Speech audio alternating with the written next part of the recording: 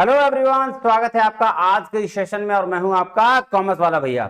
हाँ जी, देखिए कल तो है पीजीटी कॉमर्स का एग्जाम है ना, तो उनको ऑल द वेरी बेस्ट। लेकिन अब क्या है कि 24 तारीख अभी बचे हुए हैं, 6-7 दिन बचे हुए हैं किसका, अकाउंटेंट के एग्जाम के लिए। तो अब जो भी सारे क्वेश्चंस आएंगे, जो भी सारे आपके एमसीक्यूज होंगे, वो 3-4 दिन सिर्फ और सिर्फ किसके लिए होंगे, अकाउंटेंट के लिए होंगे। तो आप अकाउंटेंट वाले जो लोग हैं उसको देखिए और अच्छे से समझिए, आपका क्या होगा, एग्जाम बहुत अच्छे तरीके से चला जाएगा, है ना। तो चलिए आज क्वेश्चंस करते हैं क्या, सिर्फ अकाउंटेंट के लिए, ठीक है, क्योंकि पीजीटी का तो कल एग्जाम ही हो जाना है। नहीं जी सर, चलिए तो चलते हैं कहां, आपके क्लास में।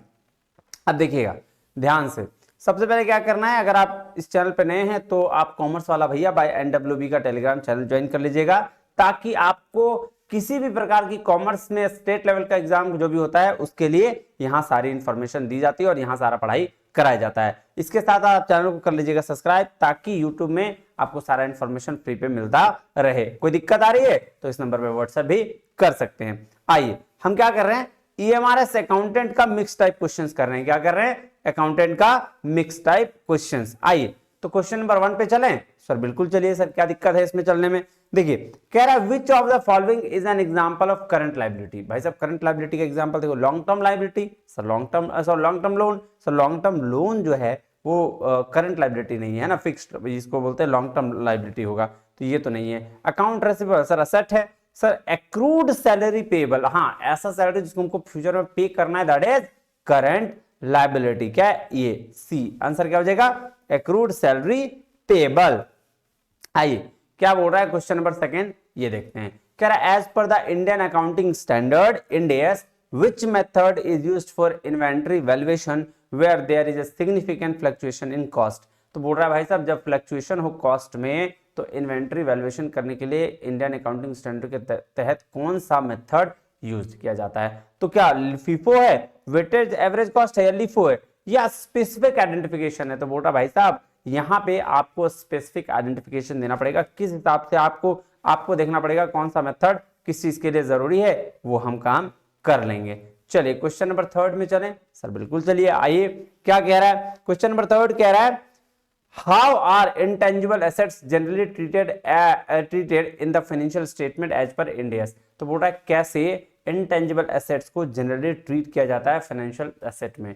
तो financial as per Ind AS, Indian accounting standard के अनुसार। तो क्या इसको amortised over their useful life, जी यही तो है, amortised over their useful life में ही आपको इंटेंजिबल एसेट्स को जनरली ट्रीट किया जाता है फाइनेंशियल स्टेटमेंट में। डेप्रिसिएशन नहीं sir, recognise at their fair value नहीं, नॉट रिकॉग्नाइज, क्या बात करो, रिकॉग्नाइज किया गया है, तो ए आपका आंसर होगा।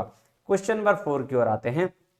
आइए कह रहा what is the primary objective of financial reporting according to the Indian accounting standards. तो बोल रहा प्राइमरी ऑब्जेक्टिव क्या है फाइनेंशियल रिपोर्टिंग करने का, भाई साहब इंडियन अकाउंटिंग स्टैंडर्ड के अनुसार।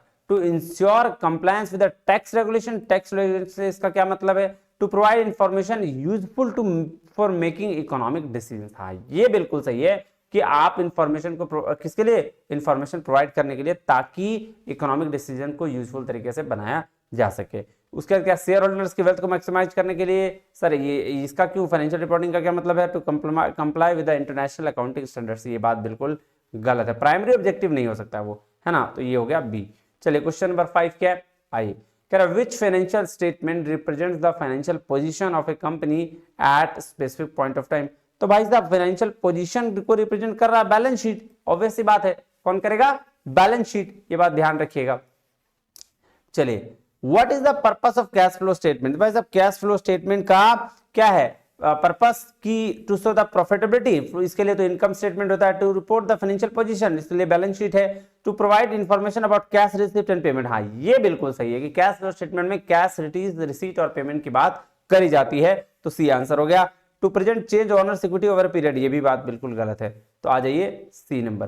क्वेश्चन नंबर 7 की बात करें, a company purchase office supplies on credit, how is this recorded initially. तो बोल रहा है कंपनी परचेज कर रहा है ऑफिस का सप्लाई क्रेडिट पर, उधार पर, है ना, तो जब उधार पर ये परचेज कर रहा है तो क्या होगा, सर अगर उधार पर परचेज कर रहा है तो होगा डेबिट क्या करेंगे, ऑफिस एक्सपेंस को, है ना, और क्रेडिट किसको कर देंगे, अकाउंट्स पेबल को जब हम पे करेंगे तो उसको क्रेडिट, और ये जो डेबिट है सब ये ऑफिस सप्लाईज को। बात समझ में आया जी सर।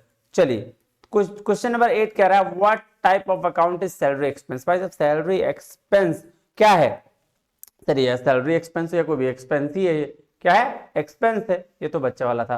कह रहा है if a company earns revenue by providing services has not but has not received payment. कब क्या बोल रहा है? कंपनी अर्न रेवेन्यू किया है सर्विस देकर, सर्विस दिया और कंपनी क्या किया? अर्न किया, ठीक है, बट हैज नॉट अभी तक पेमेंट रिसीव नहीं किया है। तो पेमेंट रिसीव नहीं किया है तो क्या है? अकाउंट रिसीवेबल, बिल्स रिसीवेबल अभी बाकी है, बिल्स रिसीव करना है हमको, है ना, बिल्स रिसीवेबल है ये जी सर। तो विच अकाउंट इज क्रेडिटेड, ये क्या है? अकाउंट रिसीवेबल को क्रेडिट करेंगे।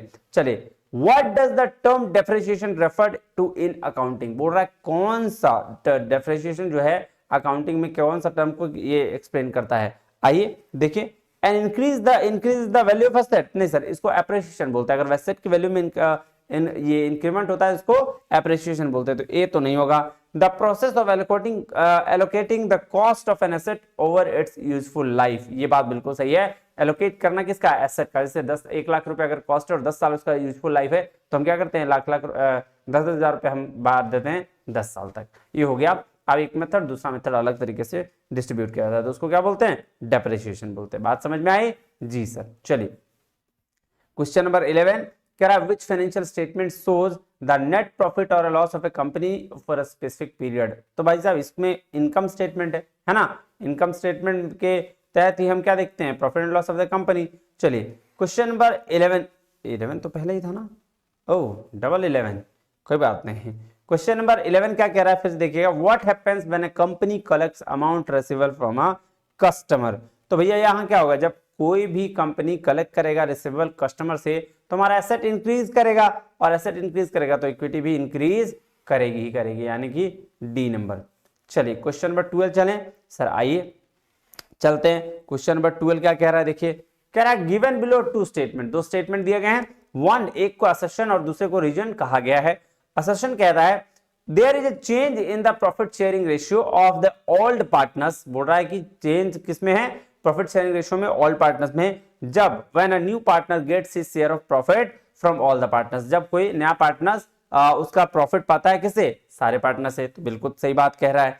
कह रहा है when a new partner is admitted into the partnership, जब नया पार्टनर को एडमिट किया जाता है पार्टनरशिप में, for a certain share of profit, कुछ प्रॉफिट के लिए, the combined share of old partners will be reduced. ये बात बिल्कुल सही है भैया।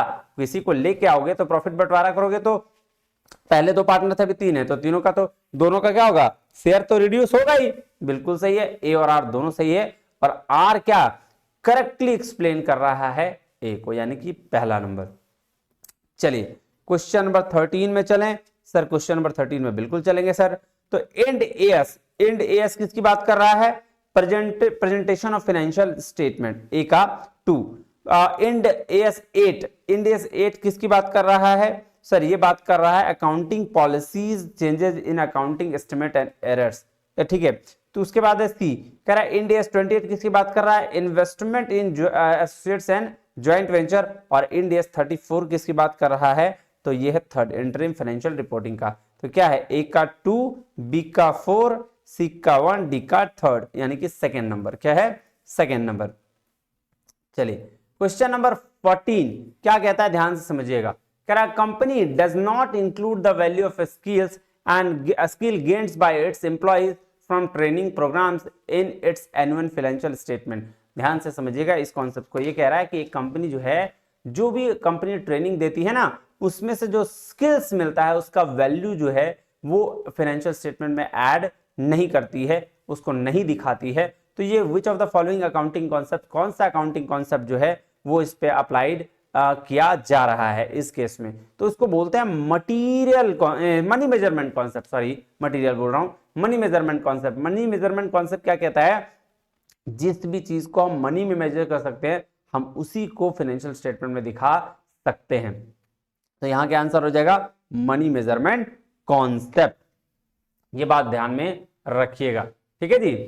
चलिए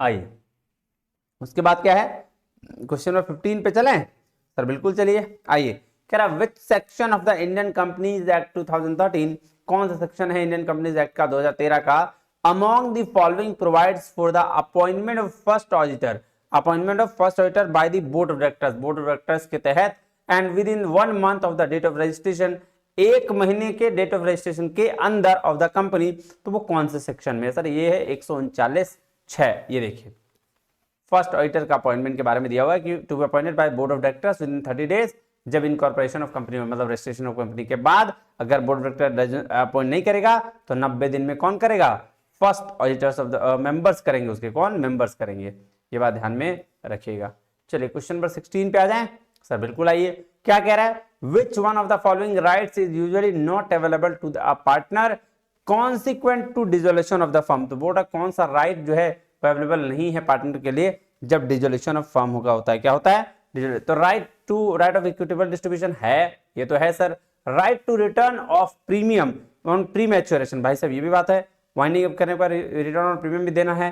राइट टू कंसल्टेड, सर ये ऐसा राइट टू कंसल्टेड ऐसा कोई भाई साहब राइट नहीं है। Right to restrain any partner और his representative from the use of firm name, हाँ ये भी बात बिल्कुल सही है। तो तीसरा आपका जो होगा वो नॉट अवेलेबल है, यही आपका सही आंसर है इसके लिए। क्वेश्चन नंबर 17 में चलते हैं, क्या कह रहा है देखिए, क्या कह रहा है, in fund flow statement which of the following is not valid statement, आइए देखते हैं। कह रहा है it is prepare to know the total sources and their uses in a year, ये तो बिल्कुल सही बात है सर, फंड फ्लो में यही देखते हैं कि कितना यूज हुआ है ना सोर्सेस का। Dividend received is a source of fund, ये भी बात बिल्कुल सही है। It's preparation is an discretion of the management, ये भी सही है। It is useful for the external financial management, ये गलत बात है, एक्सटर्नल फाइनेंशियल मैनेजमेंट के लिए फंड फ्लो स्टेटमेंट का यूज नहीं किया जाता है। चलिए क्वेश्चन नंबर 18 में आ जाए, आइए सर क्वेश्चन नंबर 18 की बात करते देखते हैं। इंड एएस में सर वही प्रेजेंटेशन ऑफ फाइनेंशियल स्टेटमेंट अभी तो देखा था हमने, ठीक है। Ind AS 12, sir Ind AS 12 की बात करें तो इनकम टैक्स आ गया। इंड एएस 24 की बात करें तो आ जाएगा रिलेटेड पार्टली डिस्क्लोजर, और 38 की बात करें तो इनटेंजिबल एसेट्स आ जाएगा। तो भैया ए का 4 है ना, बी का 1, सी का 2 और डी का 3, ये हो जाएगा सेकंड नंबर।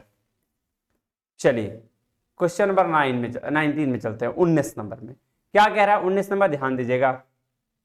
आइए कह रहा है गिवन बिलो 2 स्टेटमेंट, 2 स्टेटमेंट दिए गए हैं।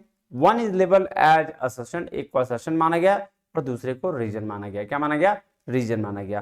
क्या कह रहा है असर्शन और क्या कह रहा है रीजन, ध्यान से देखिएगा।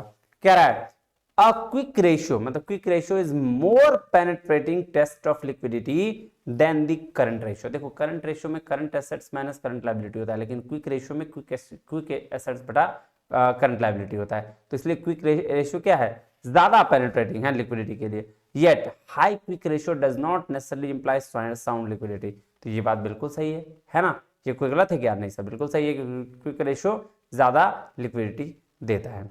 एक कंपनी, रीजन क्या कह रहा है, a company with a high value of quick ratio can suffer from a shortage of fund, ये बात बिल्कुल सही है कि अगर if it has slow paying doubtful and long duration outstanding debtors, तो अगर कम बोल रहा है कि शॉर्टेज ऑफ फंड जरूर हो जाएगा क्विक रेशियो वाले high value of quick ratio में, क्योंकि उसके जो डेटर्स होंगे वो स्लो पेइंग होंगे, डाउटफुल होंगे या लॉन्ग ड्यूरेशन वाले डेटर्स होंगे, है ना। तो ये बात ध्यान में रखिएगा। तो ये भी सही है, ए और आर दोनों सही है, और आर करेक्टली एक्सप्लेन कर रहा है ए को, तो यानी हो जाएगा फर्स्ट नंबर। क्वेश्चन नंबर 20 में चलते हैं। आइए क्या कह रहा है, policy of playing safe followed by the accountant is based on which one of the following concepts. तो भैया policy of playing safe, safe कब खेलते हैं सर, बोल रहा है क्या, ये बोल रहा है कंजर्वेशन कन्वेंशन या कंजर्वेटिव क्या बोलते हैं कंजर्वेटिज्म कॉन्सेप्ट्स को। कंजर्वेटिज्म क्या कहता है कि भैया फ्यूचर में होने वाले लॉसेस को कंसीडर करिए, लेकिन फ्यूचर में होने वाले प्रॉफिट को कंसीडर मत करिए। तो ये तो यही हो गया ना प्लेइंग सेफ, आदम शान से, मतलब लॉस हो रहा है तो उसको कंसीडर करेंगे, लेकिन प्रॉफिट हो रहा है तो कंसीडर नहीं करेंगे उसको, इसलिए बोलते हैं प्लेइंग सेफ से, मतलब सेफ खेलना, है ना जी। तो आंसर हो जाएगा कंजर्वेशन कन्वेंशन। चलिए क्वेश्चन नंबर 21 पे चलते हैं। क्वेश्चन नंबर 21 क्या कह रहा है, ध्यान देखिए। विच of the following is not a function of management? तो क्या है, प्लानिंग है, स्टाफिंग है, कंट्रोलिंग है, लेकिन फाइनेंसिंग नहीं है। तो आंसर क्या हो जाएगा, फाइनेंसिंग। क्वेश्चन नंबर 22 पे आए सर, बिल्कुल आइए। कह रहा था process of converting inputs to into outputs using resources, इसको क्या बोलते हैं सर? इसको बोलते हैं प्रोडक्शन। सॉरी सॉरी, इसको बोलते हैं क्या, प्रोडक्शन। ये बात ध्यान में रखिएगा। उसके बाद क्या है सर, उसके बाद क्या है, उसके बाद क्वेश्चन नंबर 23 है। आइए देखते हैं क्वेश्चन नंबर 23 क्या कहता है। कह रहा है which type of organisation is characterised by a clear hierarchical structure, formal rules and procedures? तो भाई साहब इस तरह के ऑर्गेनाइजेशन को ब्यूरोक्रेटिक ऑर्गेनाइजेशन कहा जाते हैं, जो मैक्स वेबर ने दिया है, जहां पे स्ट्रक्चर्स की बात होती है, फॉर्मल रूल्स रेगुलेशंस की बात होती है, प्रोसीजर्स की बात होती है, उसको हम लोग ब्यूरोक्रेटिक ऑर्गेनाइजेशन कहते हैं। तो आ जाइए डी नंबर, क्वेश्चन नंबर 24 में क्या कह रहा है, मार्केट सेगमेंटेशन रेफर्स टू, भाई मार्केट का सेगमेंटेशन किसको बोलते हैं? Dividing a market into different geographical areas, sir geographical area पे डाटेंगे तो इसको सेगमेंटेशन नहीं कहेंगे। Dividing a market into distinct group based on a similar characteristics, ये बात बिल्कुल सही है, इसी को हम लोग बोलते हैं मार्केट का सेगमेंटेशन। चलिए क्वेश्चन नंबर 25 पे आइए। क्वेश्चन नंबर 25 क्या कहता है, ध्यान से देखिएगा। कह रहा what is the main objective of financial management? अच्छा एक बात बताओ सर, फाइनेंशियल मैनेजमेंट का मेन ऑब्जेक्टिव क्या है सर? दो ऑब्जेक्टिव होते हैं फाइनेंशियल मैनेजमेंट के, क्या क्या? एक तो प्रॉफिट मैक्सिमाइजेशन, दूसरा वेल्थ मैक्सिमाइजेशन। लेकिन हम यहाँ एक ही को क्यों माने, हम तो प्रॉफिट वाला ही मान सकते हैं। अब देखिए बात ऐसा है कि आज का फाइनेंशियल मैनेजमेंट के हिसाब से वेल्थ मैक्सिमाइजेशन को ज्यादा कंसीडर किया है, जिसने बोला कि भैया प्रॉफिट के साथ साथ कस्टमर सेटिस्फेक्शन भी जरूरी है, और जिस कस्टमर सेटिस्फेक्शन अगर हुआ तो हमारी वेल्थ क्या हो जाएगी, मैक्सिमाइज ऑब्वियसली हो जाएगी। तो इसलिए मैक्सिमाइजिंग शेयर होल्डर वेल्थ की बात इसने करी है। क्वेश्चन नंबर 26 की बात करते हैं। क्वेश्चन नंबर 26 कहता है which form of the business organisation offers limited liability to its owner? अपने ओनर्स को लिमिटेड लायबिलिटी बताता है, तो उसके लिए एलएलपी आया ना, लिमिटेड लायबिलिटी पार्टनरशिप, ये जो है लिमिटेड लायबिलिटी देता है, लेकिन पार्टनरशिप की अगर सिर्फ बात करें तो वह अनलिमिटेड लायबिलिटी अपने पार्टनर्स को देता है। क्वेश्चन नंबर 27 देखते हैं।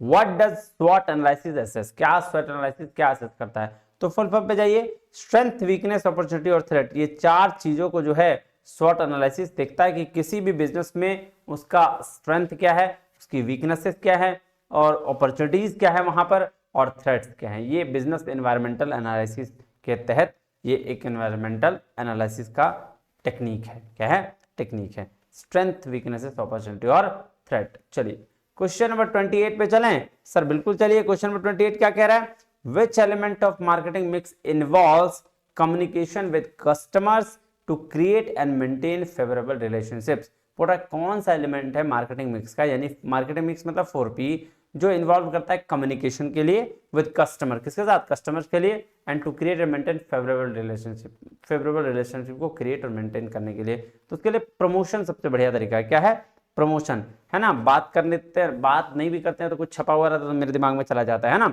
उसको क्या बोलते हैं सर, प्रमोशन बोलते हैं। आइए क्वेश्चन नंबर 29 पे चलते हैं। क्या कह रहा है, ध्यान से देखिएगा, आइएगा क्या कह रहा है जी। कह रहा which type of organisation structure is known for the cross functional team and multiple lines of authority? Sir इस तरह के ऑर्गेनाइजेशन स्ट्रक्चर को मैट्रिक्स ऑर्गेनाइजेशन कहते हैं, जहां पे सर प्रोजेक्ट वाले और फंक्शनल वाले दोनों मिल के काम करते हैं, है ना जी सर, जहां पे फंक्शनल टीम भी होती है और मल्टीपल लाइंस ऑफ अथॉरिटी भी होता है, इसको बोलते हैं मैट्रिक्स ऑर्गेनाइजेशन।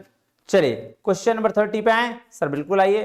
कह रहा था process of acquiring, training, evaluating and compensating employees is known as, तो इसको बोलते हैं, देखिए बोला एक प्रोसेस है, इसमें एक्वायर करते हैं, ट्रेन भी करते हैं, उसको इवैल्यूएशन भी होता है वहां उसका, और कंपनसेटिंग करते हैं किसका, एम्प्लॉय का, इसको स्टाफिंग कहा जाता है। क्या कहा जाता है, स्टाफिंग कहा जाता है। ये बात ध्यान में रखिएगा, ठीक है जी सर। चलिए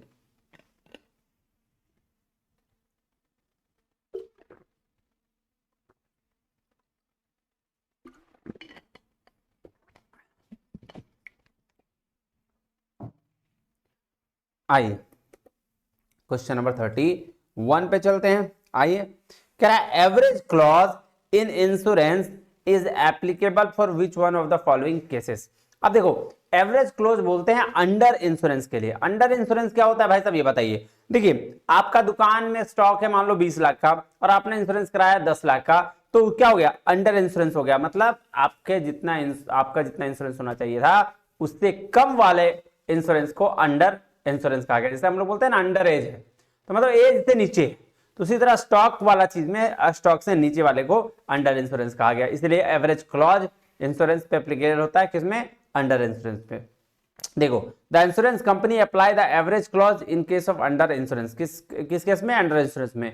if the value of insurance policy is less than the value of average stock in the godown. तो भाई साहब जो एवरेज पॉलिसी है इंश्योरेंस का उससे कम क्या हुआ सर, एवरेज स्टॉक जो गोडाउन में पड़ा है, तो उसको बोलते हैं under, it is known as under insurance. देखो कैसे डिटरमाइन होता है, amount of claim value of policy divided by value of stock of the date of fire into actual loss of stock, तो इसको बोलते हैं अंडर इंश्योरेंस। ये बात ध्यान में रखिएगा।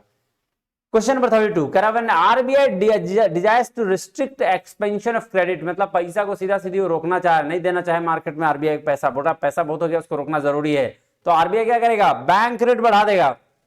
अगर वो बैंक रेट बढ़ा देगा तो मार्केट में पैसा की कमी हो जाएगा। कैसे, बोलेगा 20% लोन लेने आए हो, ठीक है 20% लेंगे, कोई ले भी नहीं करेगा लोन। जब कोई नहीं लेगा तो भैया एक्सपेंशन खुद रुक जाएगा क्रेडिट का, है ना, और क्रेडिट का एक्सपेंशन रुक जाएगा, तो यही तो आपका आंसर हो जाएगा, है ना। ये बात ध्यान में रखिएगा।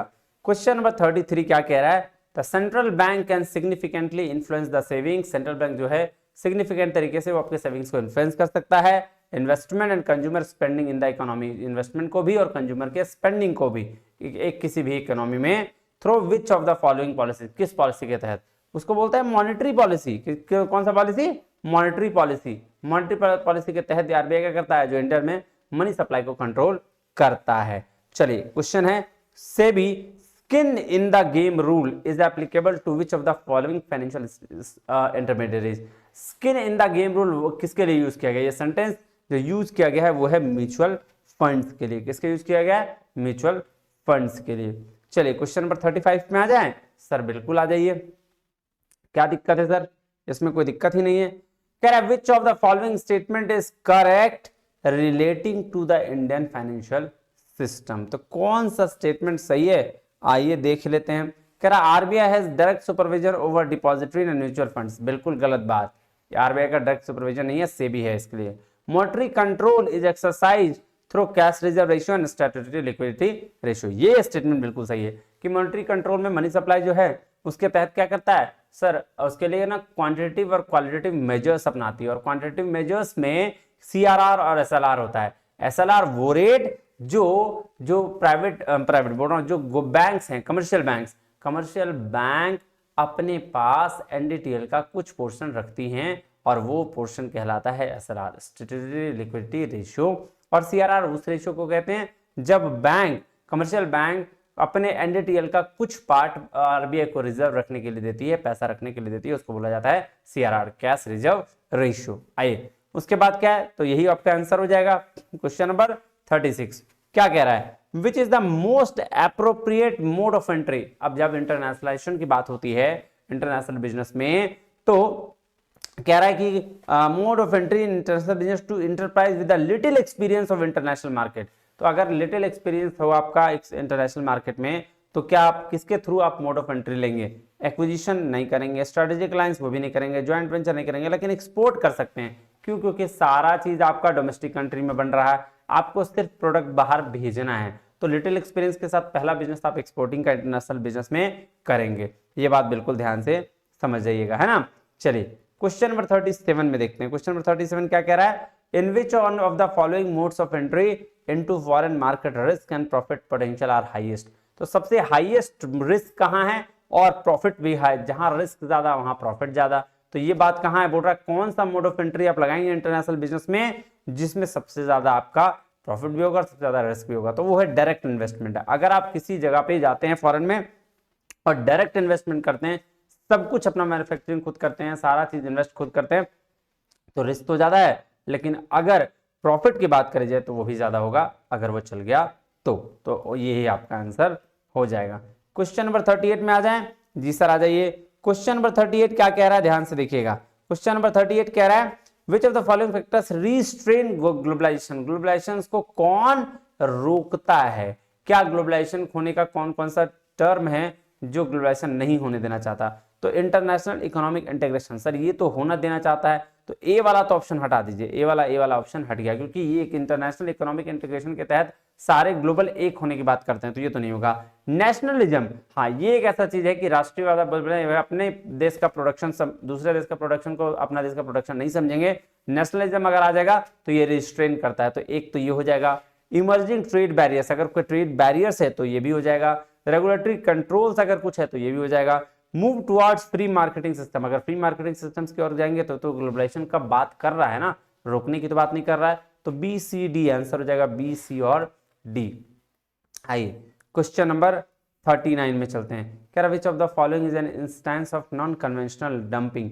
सर नॉन कन्वेंशनल डंपिंग को रिवर्स डंपिंग कहते हैं। सबसे पहले डंपिंग क्या होता है ये समझ लीजिए। डंपिंग होता है जब किसी प्रोडक्ट को उसके कॉस्ट से कम में दूसरे देशों में, अपने देशों के अलावा दूसरे देशों में बेचा जाता है। 10 रुपए कॉस्ट है, उसको अपने दूसरे देश में क्या किया, 8 रुपया 7 रुपए में बेचने लगे ताकि वहां के मार्केट को कैप्चर किया जा सके, इसको बोलते हैं डंपिंग। और नॉन कन्वेंशनल डंपिंग मतलब जो नॉर्मल तरीके से हो रहा है वैसा नहीं, रिवर्स डंपिंग। रिवर्स डंपिंग मतलब अपने देश में कॉस्ट 10 है, अपने देश में अगर हम 10 में बेचना है तो दूसरे वाले देश में कितना में बेचेंगे, सर 20 में बेचेंगे, उसको बोलते हैं रिवर्स डंपिंग। चलिए क्वेश्चन नंबर 40 क्या कहता है, क्वेश्चन नंबर 40 देखिएगा। आइए क्वेश्चन नंबर 40 कहता है fiscal policy, monetary policy, industrial policy, ये कौन सी पॉलिसीज है भाई, तो ये इकोनॉमिक पॉलिसीज है, ए का 4th। Social obligations towards several stakeholders, तो भाई साहब इसको क्या कहते हैं, ये सोशल रिस्पॉन्सिबिलिटीज हैं। Customer, consumer, shareholder, supplier, creditors, ये क्या है, स्टेक होल्डर्स होंगे। और moral principle that define the right और wrong, right wrong business ethics में ही होता है। तो ए का 4, बी का 1, सी का 2, डी का 4, यानी कि 4th नंबर आपका आंसर हो गया। ये बात ध्यान में रखिएगा। चलिए तो ये 40 क्वेश्चन है, उम्मीद है आपको बहुत समझ में आएंगे और इंपॉर्टेंट क्वेश्चन है ना, तो आप इसको देखिएगा जरूर, है ना। मिलते हैं आप कहाँ, सर अगले वीडियो में ऐसी अकाउंट्स के साथ। तब तक के लिए बहुत बहुत धन्यवाद। Thank you very much. जय हिंद।